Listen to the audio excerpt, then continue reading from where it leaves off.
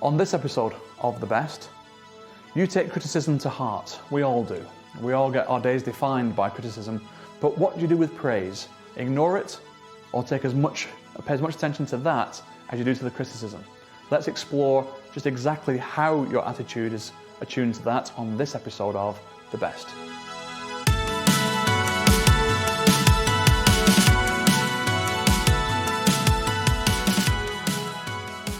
Some years ago, I was given a piece of feedback that stays with me. It was when we produced video. I use a lot of video for my keynote presentations, and they've got high production qualities to them, and they tell stories that are perhaps quite unusual. And it's what you see at the end is very polished, high value production, despite the people who are involved in making it. And when they see that, the audience has a very specific response. It's always a talking point at the end. And one of the pieces of feedback that I recall the most was when somebody came up to me and just said, "No one can do what you do, Martin." And what they meant was conveying a message, a specific message in a specific way to affect the audience. And I took that as a strong compliment, but it got me to thinking. I was thinking, no one can do what you do. How many of your clients would say that about you if you asked? Because in accountancy, we know that from compliance services, there's very little to differentiate us.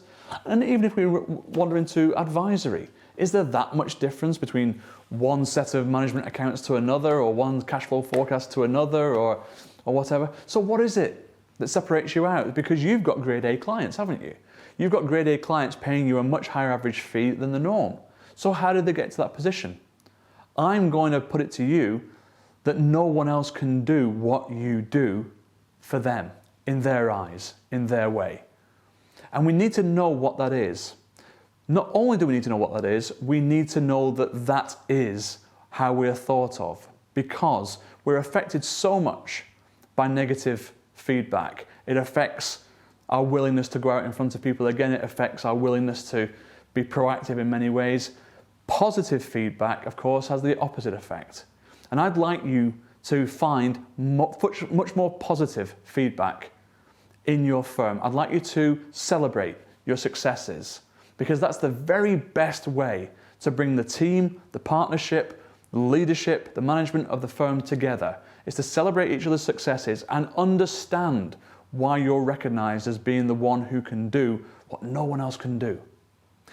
Now, if I was to ask you in person what that was, what that magic secret ingredient was, could you tell me?